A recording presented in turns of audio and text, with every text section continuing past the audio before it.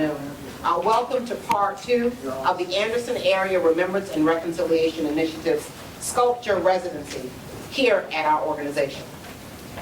On behalf of William Kinley, our Chief Executive Officer who is with us today, and other members of our executive team, I think it's important for the public to know that they are here and who they are. Kay Brewer, Brett Justice, Michael Cunningham, Scott Weiss-Kettle, Wendy Smith, and Dr. Brad Mock. We are delighted to invite you here today and to welcome you here also on behalf of our Board of Trustees. I'm particularly excited about the partnership with 10 at the top. There's strength in numbers, and I remember in 2007 we started having the conversation about the shift and the opportunity to sell the region, and not to sell just the 10 communities that comprise the Upstate, but to sell us as a collective. We've made the difference that, we've made the decision rather, that it takes all of us to lift the entire 10-county area, and so we're really, really proud that we have the opportunity today to host this conversation in partnership with 10 at the top. Mighty oaks from tiny acorns grow. Anderson's journey to remember and reconcile began in 2020 when Dr. Stewart Sprague was inspired by a similar effort in Austin, Texas.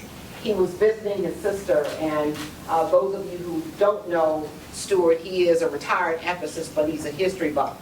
He wants to consume as much as he can about history, and when his sister explained and showed their efforts to him there in Austin, he wanted to try to figure out if there was a way to do something similar here in Anderson. From that experience, Stewart planted and nurtured the acorn that has become AAR&RI.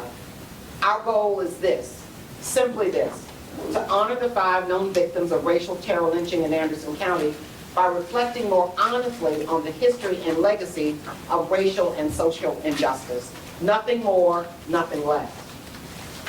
We're proud to say that we are working in partnership with the Equal Justice Initiative in Montgomery, Alabama, to raise awareness and inspire action through dialogue, community education, and public memorials to move us toward the goals of a beloved community. We believe, some of us early on signed agreements acknowledging that we believe that there can be no reconciliation and healing without first remembering our history in the past. Some say, how is that possible with such a dark, heavy, and uncomfortable historical topic?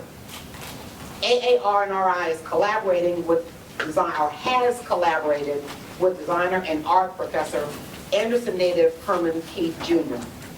Herman has a vision, not only in this community, but in small communities all across the Southeast. He has a vision to take the story to the people, to educate, evoke empathy, and inspire movement toward more just society through his captivating works of art. The Anderson community has embraced Herman's vision and accepted his challenge.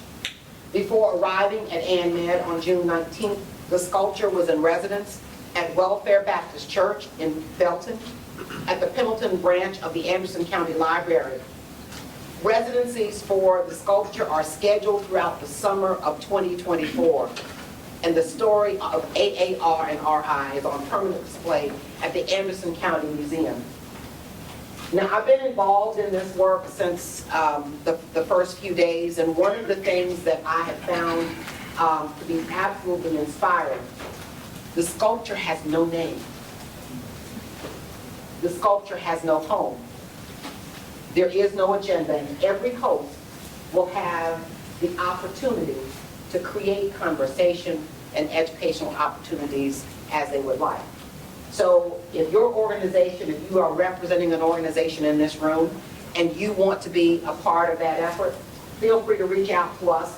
You've got most of our communication is available through our website. We'll make sure that you have that information. But if you want to convene these conversations, feel free to do so. As I said, they're scheduled through 2024, and I'm not going to steal anybody's thunder, so I'll let them be the ones to announce that they are hosting the sculpture on their campuses. The AnMed Board of Trustees, the Anderson University Board of Trustees, the Anderson City Council, and the Anderson County Council have all issued formal endorsement of this reconciliatory effort, and more than 100 volunteers, far beyond those 6 that sat on a screen during Zoom. More than 100 volunteers have contributed time, talent, and even resources to AAR&RI. Most notably, we are standing here with this work of art based on the generous investment from Duke Energy, South Carolina. According to the Equal Justice Initiative, there are more than 4,500 incidences of racial terror lynchings. These stories are difficult but necessary truths, and they have challenged communities all across the nation to take on the necessary work of telling, hearing, and honoring these stories, and as the foundation of healing and the first step toward a future rooted in truth and justice. Jars of collected soil are displayed in Montgomery, and last March, more than 30 representatives, some of whom are in this room today, from our community delivered the soil collection, delivered our soil collection from the sites collected here in Anderson County to become a part of EJI's national collection. At the unveiling of the national collection, EJI Executive Director Brian Stevenson said this, and I quote, "In this soil, there is the sweat of the enslaved. In this soil, there is the blood of victims of racial violence and lynching. There are tears in the soil from all of those who labored under the indignation and the humiliation of segregation. But in the soil, there is also the opportunity for a new life, a chance to grow something hopeful, and healing for the future." Lynchings were violent public acts used to terrorize and control people of color in the 19th and 20th centuries. These acts were attributed to lawless mobs and police officers who were often involved under the pretext of justice. Today, we will hear from 3 community law enforcement leaders who understand the painful, intertwined legacy of lynching and the law and the urgent need to extract their communities from its grips. Again, let me just say thank you for coming today. Thank you for being interested, and thank you for your time. As a chance to kind of set the stage for the conversation, this wonderful conversation. Real quick, my name is Bobby Rettew. Many of y'all know me. Typically, you'll see me with a camera all over the place, but right now, the camera's on the other side of me. So I feel a lot better when I have a camera in my hand. Many people know me. My profession was a journalist for many years, and now I run a business that is founded in storytelling. I travel all over the Southeast telling stories of grants and opportunities of institutional and systemic change. And so that's one of my great joys. But one of the reasons why I'm here today is to share some work that has been done at Anderson University that I think would bring some interest to you and set the stage for the conversation. So I want to set context to a video I'm going to share with you, if that's okay. First things first, I really appreciate Juana sharing about Herman Keith, the artist of our unnamed sculpture. But he said something this past week when it was unveiled here that has stuck with me and has been a guiding light in a lot of the work that we continue to do at Anderson University and in this effort. Fear and guilt are enemies to the soul. And so what I would like to do is I want you to put that in context about what I'm getting ready to share with you, if that's okay.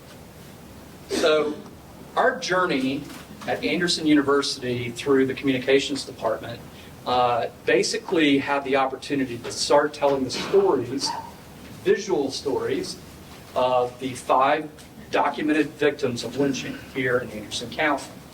This journey started this past year in 2022 when I had the opportunity to visit the sculpture unveiling at Welfare Baptist Church. And the thing that I noticed when I walked up and saw the sculpture, I was immediately taken by it in so many ways that I still to this day do not have words. And that's the journey that I'd like to share about today. This is about language. How can we start gaining the language and the words to have conversations in a way that is fruitful and allows us to find common ground. And so that was a part of our journey. And so with that said, we took on the task in my documentary storytelling class to start telling these stories of the 5 victims. And what we found immediately is that that was bigger than a semester project. It was huge. So much was not available historically. There was so much that was available historically. But these 5 individuals, we started researching with as much as we could find. And what we started noticing is that in our history, there's not much out there. But you have to dig and dig. And so as we dug and learned more about these 5 individuals, we started realizing that we might want to focus just on one to start off with. And Mr. Reuben Elrod was the one that kind of bubbled to the top. We could find more information about Mr. Elrod than anything else. And so that journey started with Reuben. And so this documentary initiative is entitled Finding Reuben, this whole initiative. And mainly because we are in a journey to become educated, to understand, and to try to create a voice or a means at which we can remember, language that we can talk about. And so it started with these students right here, these 6 students. And it was an amazing journey where we visited with so many people to learn about this story. And through this journey, we met so many amazing people. We went on a property tour where we know that Reuben's property is located in Piedmont.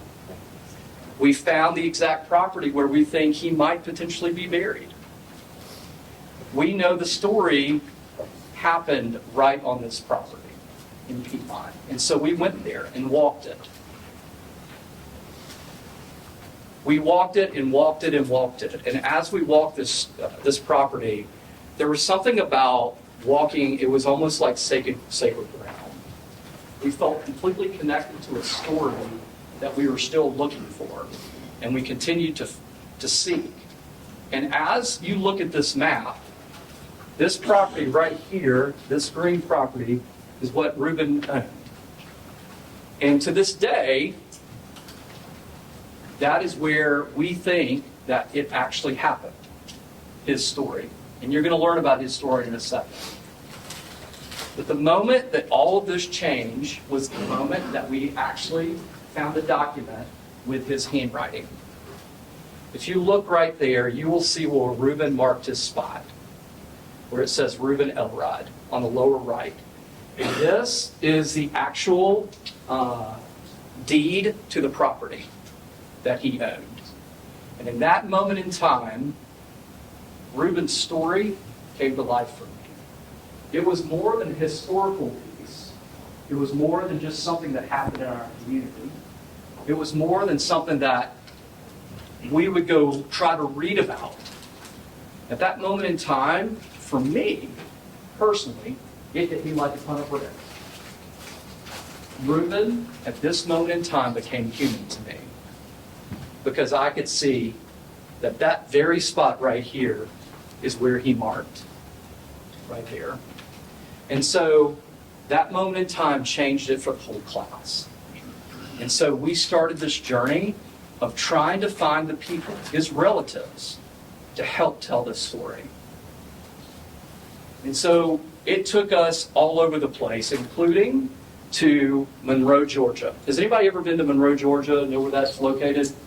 So I used to drive to Macon all the time when I was back in my college days, and I was dating a debutante in Macon, Georgia. I would drive through Monroe and never even think about it.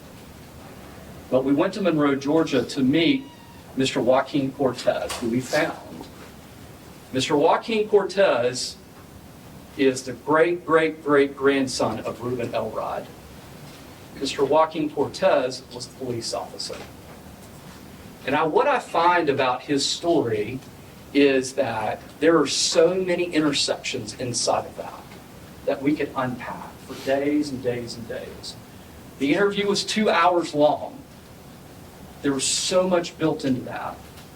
And why I'm so glad that we're here today is because this story is about the community and about the interaction with the community and how we can work with leaders, especially in our police force, to find ways to build community so that we can find even richer ways to remember and move into reconciliation through their guidance and their leadership. I have the great pleasure to serve in this county for the Criminal Justice Coordinating Council. And there is so much work that's being done in this community through the efforts of the jail and all the other things that are happening. But the only way that we can really start understanding the story about people and how we can take it beyond remembrance into reconciliation is to hear their words. Because we can talk about it all day, but until we hear it from their perspective, I think then we take it beyond just the documents, the things that we read, we take it into a human element. We start seeing these victims as people. And I think that's the most important thing that I hope that this video will share so that it can set up a conversation, is that we are talking about 5 really important people that were people.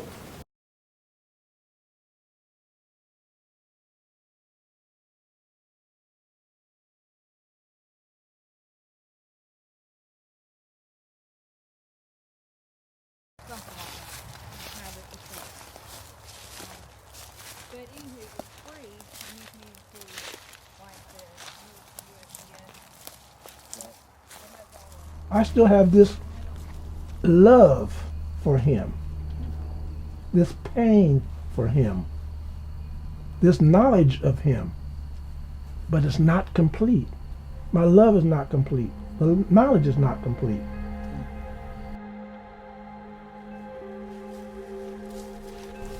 I'm of the opinion, because it's kind of scarce, like I said, I've been putting pieces together. Someone wrote something down about his lynching.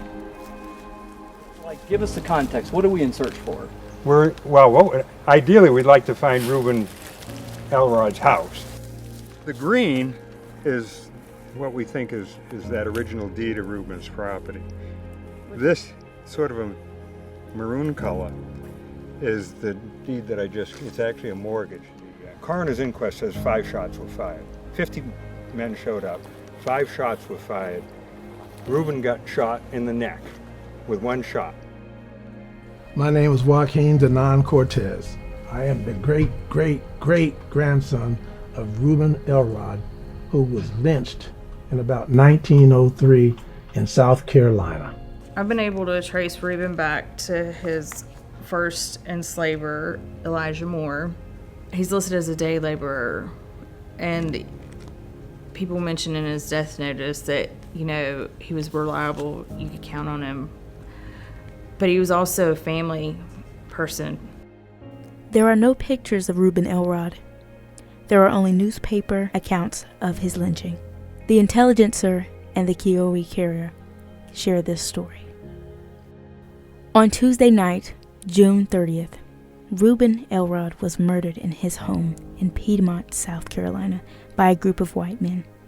A group of roughly 50 men went to Reuben's house demanding the women present in his home be brought out to be beaten and driven out of Anderson County. Reuben denied them entry.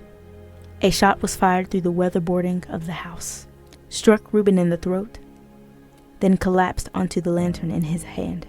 The mob entered his house and proceeded to beat the other 2 men, in addition to the 3 women.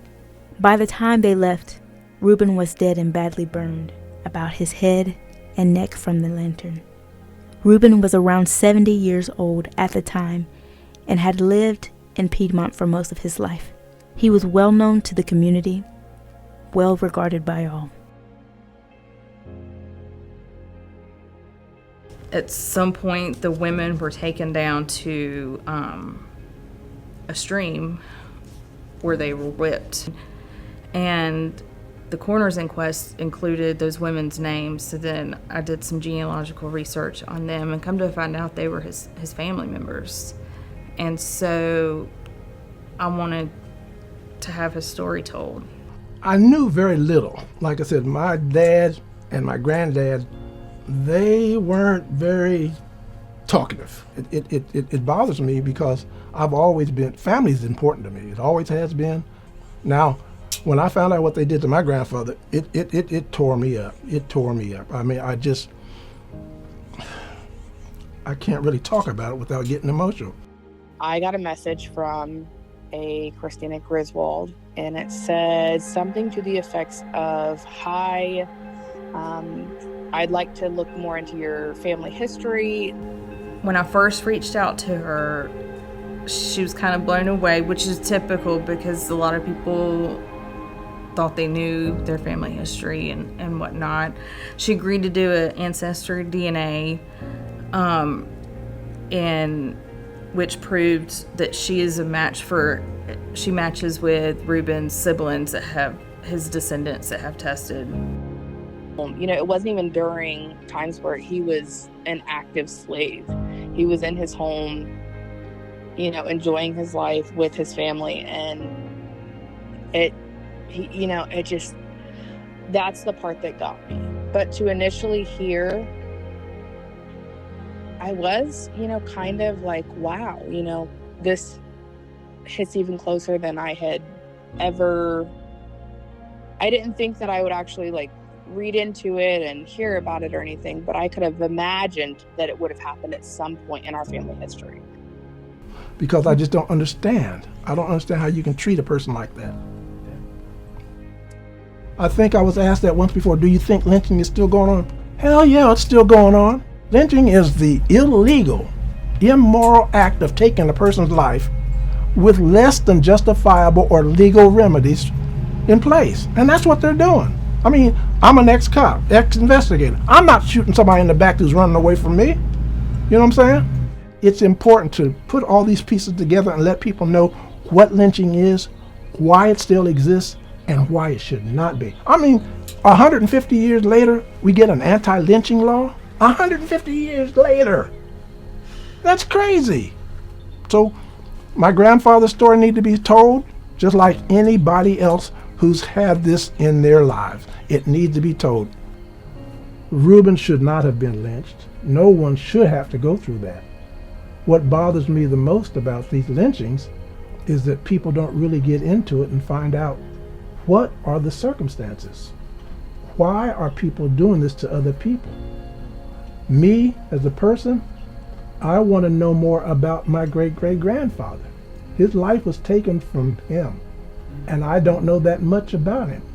I still have this love for him, this pain for him, this knowledge of him, but it's not complete. My love is not complete. The knowledge is not complete.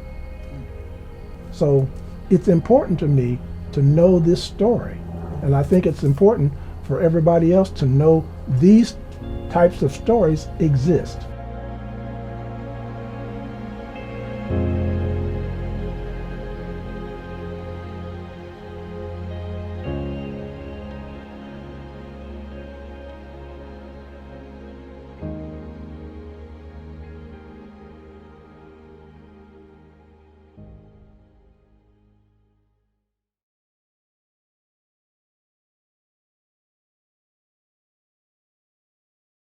Or at least we became much more aware of it, called a pandemic.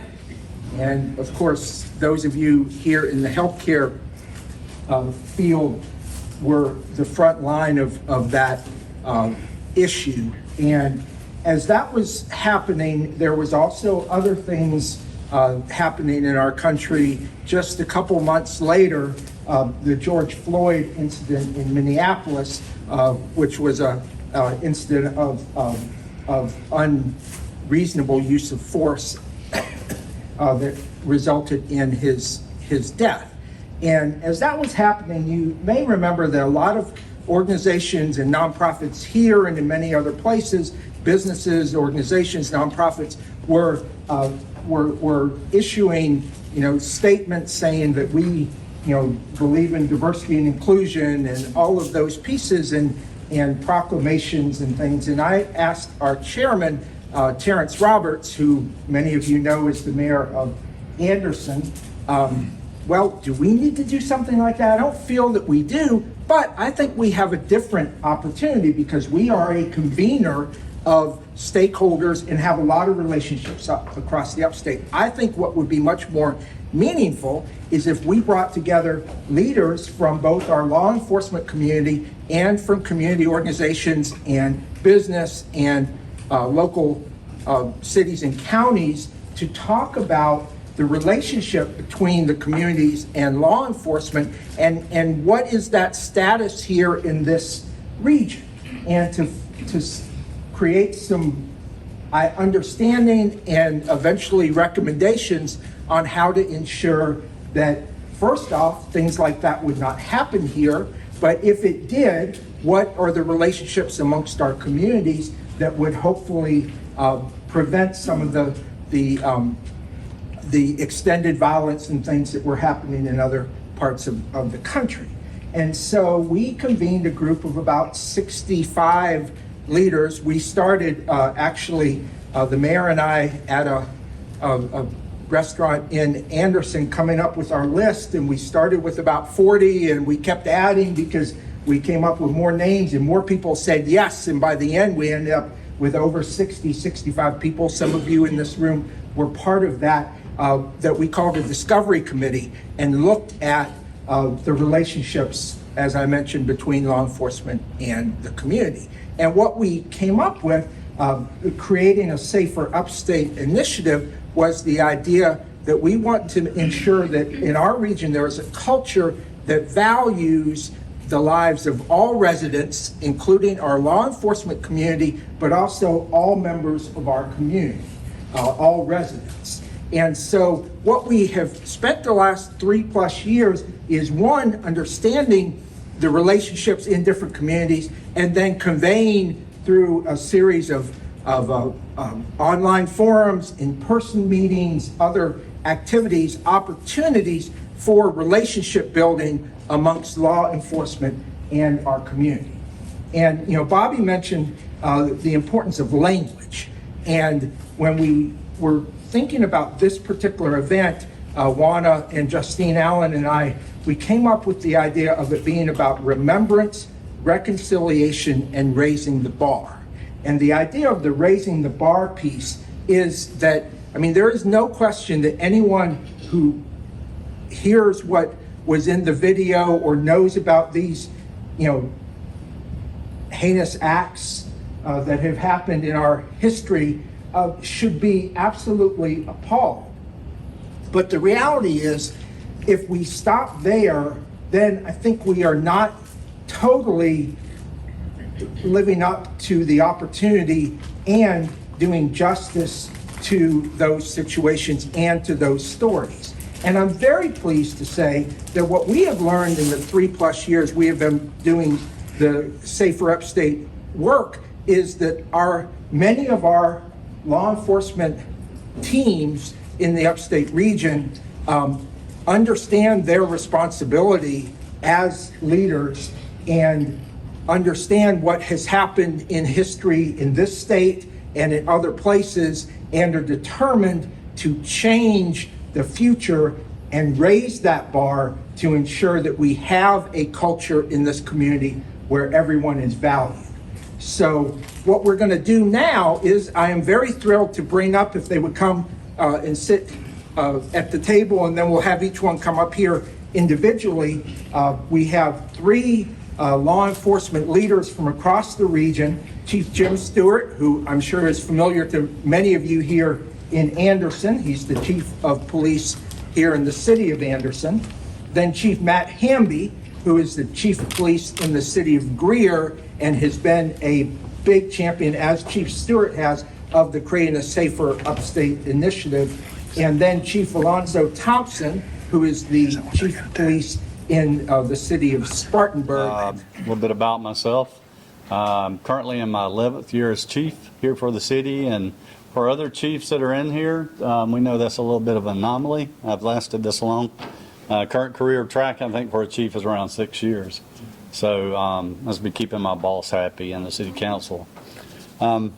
Again, I'm proud to represent the 112 police officers we have here in the city, and for those of you who don't know, we also run a jail, and we have 32 officers in our jail. So we stay fairly busy. What I'd like to share with you today about Anderson is, I hadn't always been the chief. I came up from the road here. I was a K-9 officer. I was a detective. I managed the road as a patrol sergeant and a lieutenant. And I was very briefly a lieutenant for a year and a half and made captain, patrol captain for about 4 years before I got the ability to be the interim chief here. So I kind of had some groundwork where I wanted to see Anderson head. Along with that, we have a really great council person, Dr. Beatrice Thompson.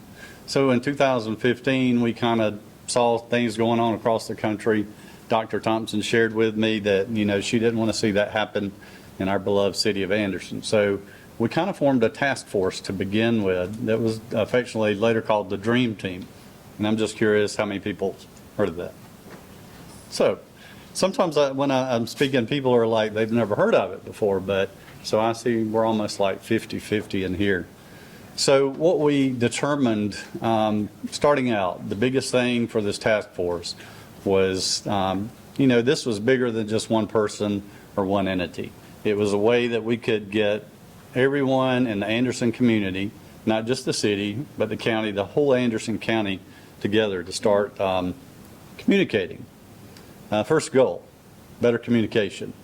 So we kind of focused on our minority ministers here in Anderson to begin with, and basically just listening to each other. And I will share with you, so when we started these first meetings, they wasn't very pleasant, We had a lot of citizens come, wanted to know why am I stopped by the police, why did my car get searched, what led to that car getting searched, and a lot of times it was just some miscommunication. A lot of people just know exactly what the law is about.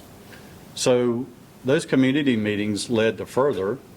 So we started having monthly meetings with what's known as our Dream Team.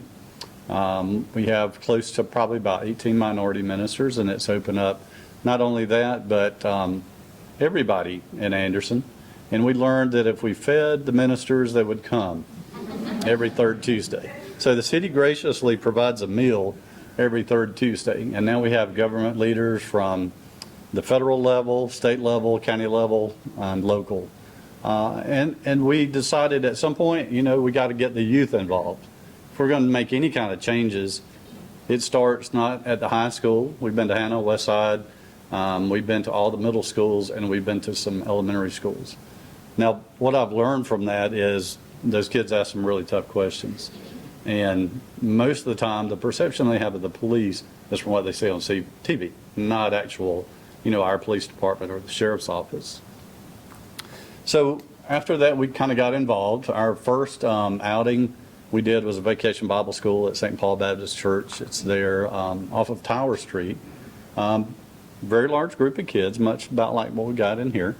So that was our first outing. We did ice cream with a cop. So I came in with 3 other officers. Of course, we sat right in the middle of the kids and to the side. They were very standoffish, didn't want to talk. But this is what we wanted to happen. So we did ice cream. We let them get in the cars. They turned the sirens on, blew the horn. But by the time I left, there's a kid on my leg, and I'm dragging him out because he didn't want us to go. So, we achieved that goal. And that's kind of what we did after that. We wanted, to kind of break that ice, there'd be some kind of semblance, because we found out that a lot of times young children are just scared of the police, period. And I think that has a lot to do with media, television, movies out there. Just share with you some things that we do. The ice cream with the cop, we go to vacation Bible schools. We do coffee with a cop. Anything we can do to get out in the community to show that we're approachable, because not just to be approachable, but let people know, hey, we got kids in the schools around here as well. We're invested in it. We started about 2 years ago a program out of Columbia. It's called Serve and Connect. I don't know if anybody's heard of that. So it was where Greg Aaliyah was killed, and Cassie Aaliyah started this project. So we started the part of it with Greg's Groceries. So each one of our officers carries a food pack. It's non-perishable food. It's in the trunk of their car. It's a box about so big, provided by Walmart Foundation, and it's enough to feed a family for a week, and it's dry goods. So we learned, you know, that's something else that we could provide to somebody in the community. All of this is deposits we're making in the bank. So the day comes when we have to write that check, we have contacts. So a lot of our minority ministers in town, they have my cell phone. The good thing about that is I have their cell phone as well, so I can call them in a need. I don't want to talk forever, so I'm just going to give you a really good example. If you saw us, we were cops working for peanuts up at Logan's probably about 3 or 4 weeks ago. And so we did 4 different meals up there. Staff was up there, the county was up there assisting us, and we were able to raise $4,800 with just 4 meals. And that money is going to go to Special Olympics. But, you know, sometimes things are like a God thing, because I had no clue. We had a lady that had won the lottery in Georgia, came in, didn't want any recognition, wrote a check for $5,000. So we ended up raising around $9,800 for Special Olympics for next year. If you'll see, anytime we post something on social media, we try to do on Facebook, Instagram, Nextdoor, we always use this tag: strengthening and enriching relationships between law enforcement and the community. So everything we're doing with this dream team, that's exactly our reasoning and focus. And not only can we do this with the dream team, but we also need equal partners too, at our state level and our federal level. So with the city, we partner equally with, we have an officer on the U.S. Secret Service Task Force, the FBI Joint Terrorism Task Force, the DEA, and the U.S. Marshals. So we know, you know, we have to work together as a team to get everything accomplished. And Chief Mullins, sitting in the back, but I'm going to credit him for this. We learned so much, and I've learned a lot from Chief Mullins on transparency. So the biggest thing that I have copied from Chief Mullins, and I'll admit I stole it from him, is transparency. You have to be transparent in everything that you do. So if you go to our website, you can look, and it lists every internal affairs complaint that we've had. You can read about them, what the outcome is, our use of force, our pursuits. Everything is readily available. Now, it won't list the suspect's name, and it won't list the officer's name, but it's out there. I love it when the media calls and they said, hey, I want your use of force for the last 3 years. I'm like, go to andersonpd.com, pull it up. It's already there. So I think I've hit my 5 minutes. I'll be glad to answer questions and give these other guys a chance. Good afternoon, everybody. Appreciate the invitation from Dean and Justine. It's my honor to be here today. Good to meet the COO here, Scott, who I was eating lunch with. Great, incredible film. Congratulations to Anderson for a job well done. They were really putting their heart into that project, so that was amazing. So Dean asked us to spend about 5 minutes just in an introductory type of way to sort of talk about how our agencies are involved with our communities where we serve. 5-minute request for a police chief is a very ambitious request, so I'll do my best. So I was just kind of looking at sort of some notes I wrote myself. So I've got sort of a few things I want to share with you. I don't really have a conclusion to what I say, so I'll probably finish and then just step off the stage, and then we'll wait for the questions. So I've been at Greer PD for 30 years. That's the only law enforcement agency I've worked for. I came to Greer as soon as I got out of college back in 1993. So it's been my honor to serve there. I started as a patrol officer, and opportunities over a long period of time have allowed me to take this grand opportunity to be the police chief here. I felt pretty good when I walked in the building today. I got a little nervous a minute ago because Jim, my friend Jim, said the average police chief tenure is 6 years, and I am at 6 years. So Anyway, we'll see.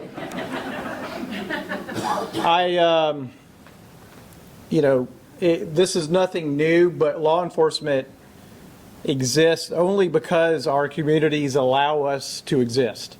So that is something that we, in my view, we have to continuously work towards achieving and maintaining trust and legitimacy for what we do. We are public servants. So I base sort of my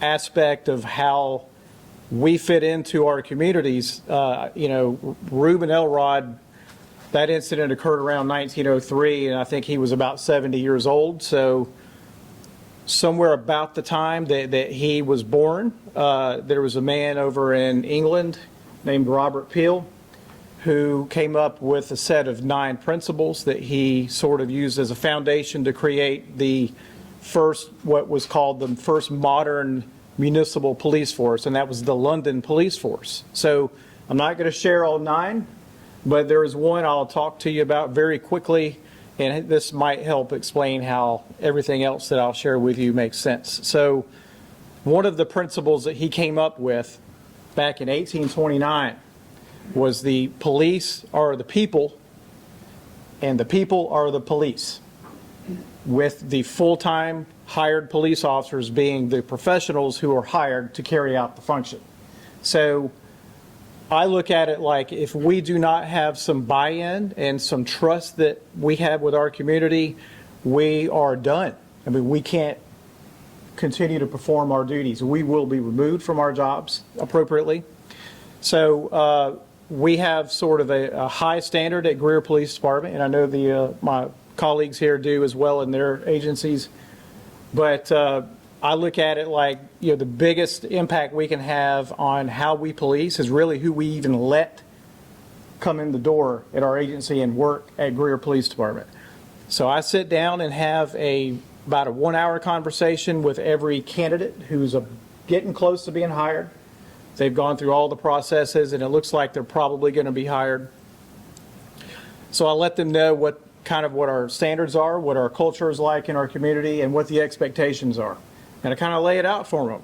And I let them know that most of it is probably good for them to hear, and some of it may or may not fit with what their view of law enforcement is and what their role will be. So I let them know that we are absolutely a community-oriented policing agency, and we are also a problem-oriented policing agency.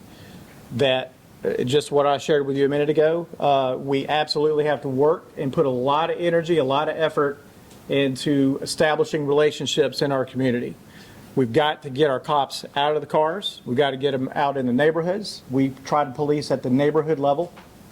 So with that in mind, I want to share with you a rather exhaustive list that we have of community programs at Greer Police Department that we do in partnership with members of our community. So all of these things that I'll share with you on this list, they are literally partnerships. So it's not just the cops out there doing these things. We've got members from the community who volunteer, who are friends of ours, and or people from the individual neighborhoods who can be affected by these programs. So I'm going to share a few of these things with you. Like last summer, we did a youth summit against youth violence. Again, that was a community created event. We had about 50 attendees, teenagers. We do a drug take-back program so people can bring their expired drugs or drugs left over from someone in their family who passed away to help keep our community safe and not let these controlled substances get out there to people who don't need to have them. We have a great program. GREAT stands for Gang Resistance Education and Training. That's an elementary 5th grade program we do, educating those kids about the dangers of gangs so that they're aware of how terrible and bad they are and how to develop skills to resist that temptation to ever join a gang. We do coffee with a cop. We do ice cream with a cop. This is a very unique one. This came up. This was a idea from one of our patrol supervisors, casting with a cop. So it's a fishing event. We're going to do that in July. We did it last year for the first time. So it's kids can come out. Everything's free that we do. Everything's free, but they get to go out there and do some fishing with cops. So good quality time we get to spend with kids. Stuff a Cruiser program, that's a school supply drive to make sure that kids don't go to our elementary schools without the proper school supplies. Cram a Cruiser program, it's a canned food drive. Pack a patrol car, it's a toy drive to help another program I'll share with you at the end. We do Fist Bump Fridays. It sounds really simple. Our officers show up at elementary schools on Fridays, and all we do is greet the kids when they get out of the car or the bus. Give them a fist bump, wish them a good day, put a smile on their face. Kids love it. They love it. National Night Out, that's coming up in August. We'll do that at 6 locations throughout Greer. We did something last Thanksgiving. We hope to continue it this year. It's called Cops and Gobblers. And what it is it's a food donation program to help accumulate a proper family-size Thanksgiving meal. And we give it to families who otherwise probably will not have a turkey because they can't afford it and all this stuff that goes with it. We have a youth summer camp, and that's going on this week. It's middle school age kids. We have 15 kids in that camp. Great program we started last year. 2 years ago. It's called Girls on the Run.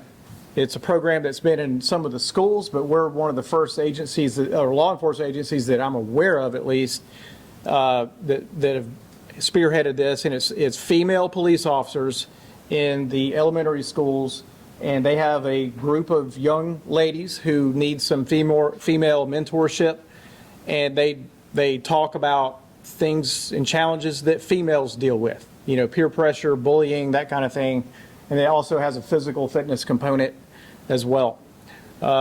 We have the Citizens Police Academy. We've been doing that forever. We have an alumni association from people who graduate that program as well. We have a Cops for Tots program, which is actually our flagship, biggest program that we do. Different years have different numbers. We've had as few as 200 kids come through and as many as 600. And I'm not talking they get a toy or two, they get a carload of stuff. And so it's a huge program that's developed over 30 years. All of these programs that we do require our cops to get out there, roll their sleeves up, and rub shoulders with people in our community. So that's kind of why we do these programs. It's to get that face time, that interaction, and help build that trust and develop those relationships. One final thing, the reconciliation aspect of this effort here. I think this is an area that Greer PD is struggling in, so I come before you to sort of be transparent and honest about this, but I do think that trust, if you could build it upon some type of, at least a reflection, or at least an attempt to have a reflection of the makeup of our members of our department, should somehow reflect the makeup of our community. So our community is about 15% African American, about 15% Hispanic, and small amounts of Asian and that type of thing, but the rest of it is Caucasian. But our police department absolutely is not even close to those numbers with African Americans. So we're struggling with recruiting tremendously. We started 2 years ago 2 scholarships. One of them is with Greenville Tech Criminal Justice Program, and one of them is with North Greenville University Program. So it is an African American local law enforcement scholarship. So it's money that we have donated to those programs to encourage African Americans to get involved with local law enforcement. We want to help in some small way remove any possible barrier. And if it could be a financial barrier, we want to help contribute to help solve that issue. So I'm excited about that program. So I'll stop there. Hi, I'm Alonzo Thompson. I'm blessed to be the Chief of Police for the city of Spartanburg. And instead of repeating, and I'm going to sit this here, I like to just speak anyway without all my notes. My colleagues have mentioned a number of the programs that we too do in the city of Spartanburg. But let me start from the very beginning, though. Honored to be here, and I'm glad to see you. And I say that for this reason. We're living in a time where race, which has always been an issue in our country, is still very prevalent today. There are people who don't want to know the history of the type of things we had seen a few moments ago. But willful ignorance is no excuse for us not moving our country forward and helping it live out its ideals. And one of the first and most important things I do as the chief of police is to hire first people with a public service heart, selfless service, and bring them in, train them, equip them. And that equipping isn't just tools. We have some of the best technology around. But I equip them with these simple things. One, I said, if you go out and treat everyone you encounter, regardless of race, ethnicity, gender, whatever, you treated them like the person you love most and did for them what you would want the police to do for you, you can't go wrong. You're going to go that extra mile to do whatever it takes to address whatever that issue is that they're confronted with at that time. So public service heart, selfless service, and being equipped with that attitude, basically a golden rule for those in blue. And also, in addition to that, because I realize race is that underlying issue, that's that third rail in our society, I, along with members of my command team, and have attended REI, Racial Equity Institute, which is a 2-day program which have some very challenging conversations which need to be had. But it started when me and my city manager went when it first started. There's an entity out of Greensboro that heads this up. But between city leadership, department leadership, my entire command staff, and other members of our team, we're expanding that throughout. And when George Floyd incident occurred, before we went out and engaged those citizens who were exercising their constitutional right to protest or to challenge their government or to ask questions and to be heard, I reminded them that they were not enemy combatants, but they were our fellow Americans. That's the other thing. You have to establish clear expectations of who we are and what we do. So when you, again, bring in that public servant with that servant's heart and you equip them with knowledge and understanding of people so they will know why certain people in different communities will respond to us in certain ways. When I told my mama when I graduated from the University of North Carolina, Chapel Hill, Mom, I'm going to be a police. She said, you're going to be what? Police. God rest her soul. But I said, but Mama, I said, we want to bring about change. Some of us have to get in the game. I was in I'm 63, I know y'all can't tell. But been doing this 39 years, and my only regret is I know I don't have 39 more years to do it, but if I did, if God let me live, I would, because I think there's value in it. But I didn't see anyone that looked like me in law enforcement to my mid-teens, between the mid-70s. And someone to be in a position that I'm in today. John Baker was elected sheriff of Wake County. I was born in Raleigh, grew all up in that area, spent 30 years in Winston-Salem before coming to Spartanburg. But that was the first person I ever saw that had any position or rank. I worked with people when I first got to Winston-Salem, North Carolina in 1984. I worked with men who had started working there in the late 50s.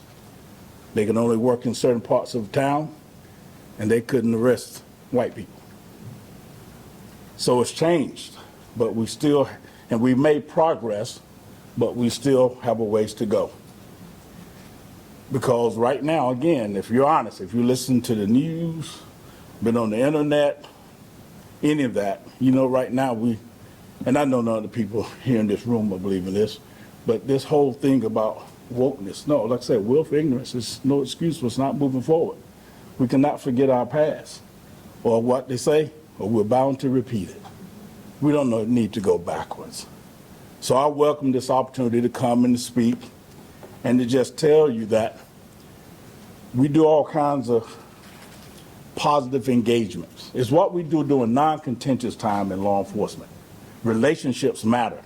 All the programs that were mentioned by my colleagues and those that we engage in, again, just to mention a few, a Youth Citizens Police Academy, we started from middle school. Our youth enrichment program, I heard someone talk about fishing. We take our kids to one of Optimus Acres and have them fish, and we take them to businesses, let them see there's other opportunities and other ways to do business. Those things are important. But just like, and this is the last thing I'll say because I would love to answer your questions. There's an intentionality that we must engage in. because the things that were put in place to disenfranchise and to allow things like these lynchings to occur were intentional. So again, I encourage you, I'm proud of you, for all of you in here that are willing to come and sit and listen and open your minds and your hearts to do the right thing. Right isn't always easy, but it's always right. Chief Thompson, you can just stand up. I'm of the opinion, sir, and again, goes with what I was saying before, and my colleague mentioned it. Now, I'm proud to say that at Spartanburg, our service population is 70% white, 30% minority. We hit that mark. Now, inside the city, it's roughly 50-50, pretty much black-white. Haven't hit that mark, but the service community, because we're surrounded by a lot of incorporated areas who come to Spartanburg for everything, school, education, jobs, whatever.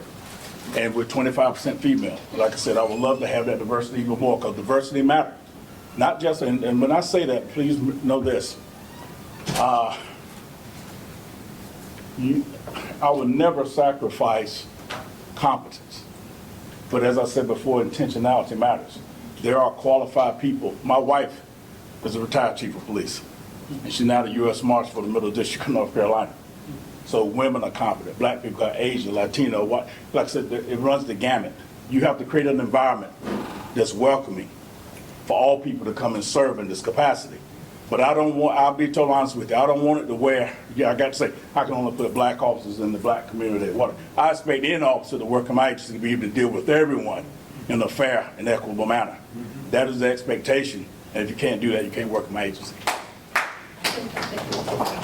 We can clap, it's okay. Yes, follow up. I didn't mean putting black officers in black communities. I'm saying for the communities.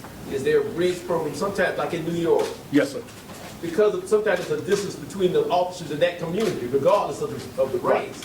You have a person that serves as a bridge to communicate with the officers, communicate within that apartment complex or that side of town, to just help make relationships and communications better. Well, what I can tell you from what we've learned in a lot of the programs we've had is a number of neighborhood groups serve in that role. The city of Greenville has a great number of groups that have built relationships amongst the neighborhood groups and the law enforcement. And I'm sure, Chief Stewart, I think you have done some of that in Anderson as well, right? Of building those, obviously through the Dream Team, but what I think he's talking about is even a little more intentional than that, going into neighborhoods and knowing who the right person is or people to talk to in those communities. I would assume over time you all work to build those kind of relationships, right? Well, I would say that's probably a tough question. And just like Chief Thompson, I'm going to focus back on that. So what we do, we rotate. We don't leave the same officers. I know there's a theory out there about community policing of the officers getting to know their neighborhoods. Anderson's not as big as Greenville, but we're growing. So, so we're averaging about 125 calls a day and a 12-hour day. So what we do is an officer will be in that zone for 4 weeks. When they come back, they rotate out, they go to the next zone. But they have to because they got to learn the streets. Otherwise, they're in the South Anderson and they get a call up north, they have no idea where that street is. And when it gets to be an emergency, they have to be able to respond. They can't go to their MapQuest and look at it. We do, and what the Dream Team, our ministers, our chaplains, everybody in the community, everybody that's in this room is part of this. We rely on you to be our bridge. Just like we say, the police can't be everywhere. You are our eyes and ears and relate to us what happens in the community so we can act on it. Anything that we can do, like we've talked about through these relationships, that gets our foot in the door, that's what we do and we walk through it. Our SROs make a great deal for that. They're the ones that our youth have trust in, and we want them to go to the SRO first, and then we can bring in who we need to. But, still from Mr. Kinley, better starts here. It starts here in this room. Somebody will leave here today knowing more information than what they knew, and hey, invite us to be part of it. I mean, any of us in law enforcement. invite us to be part of it, and we can get in that community. So. From our law enforcement leaders, I think our takeaways that we all need to be trying to focus on. One was mentioned multiple times about having a police force that is reflective of your community in terms of ethnicity, gender, all of those pieces. And I will give Chief Hamby great credit.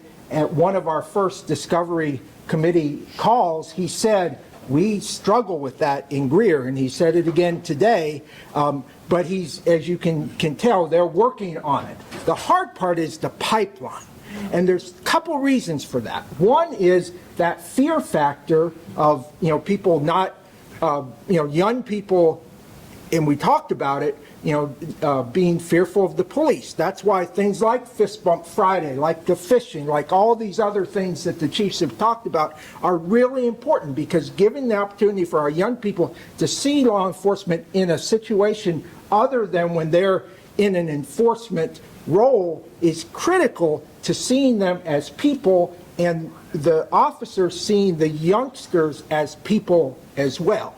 And so that's one piece. But as part of that, the hard part around anyone wanting to become a police officer, and we've talked about this, is they can go be a security officer at QT and make more money than they do in a number of law enforcement groups. My wife was a teacher for many years. Same thing with teachers. I know with your nurses, it's a lot of the same thing. So putting your money where your mouth is in terms of trying to make sure we make being a law enforcement officer an attractive career opportunity is a part of making sure you have the right people in the field.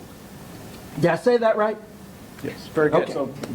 And then the second thing is specifically related to the community engagement. So we did a survey where we asked law enforcement agencies across the upstate, do you have community engagement programs? And 86% said they have very specific programs, for community engagement on a regular basis. 14% said they have dedicated funds for that. So that's another disconnect. We know it's important, but we don't have dedicated funding to ensure that they can do it on a regular basis. So I think as we move forward, and in the work we do with creating a safer upstate, the idea of making it better opportunities for people to become law enforcement and kind of make that career an attractive career, and then secondly, to convince or encourage our communities, those who have the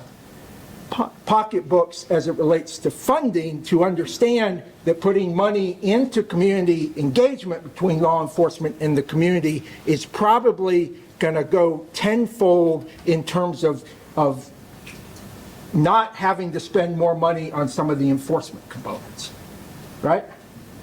Okay, so the law enforcement officers are going to go with us. So if you didn't get a chance to ask a question or would like to talk with them, I'm sure they will be more than happy to talk with us as we walk. But I'm going to turn it over to Juana, and I want to conclude by saying thank you to you and to all of you for being here today. And Juana, we look forward to seeing the sculpture. Let me just say ditto to you, Dean. Thank you so much. Appreciate the partnership and certainly appreciate the work that you're doing across the region as it relates to law enforcement and public safety. Now, there is a placard in front of the sculpture that you will see. It has a QR code that takes you to the website.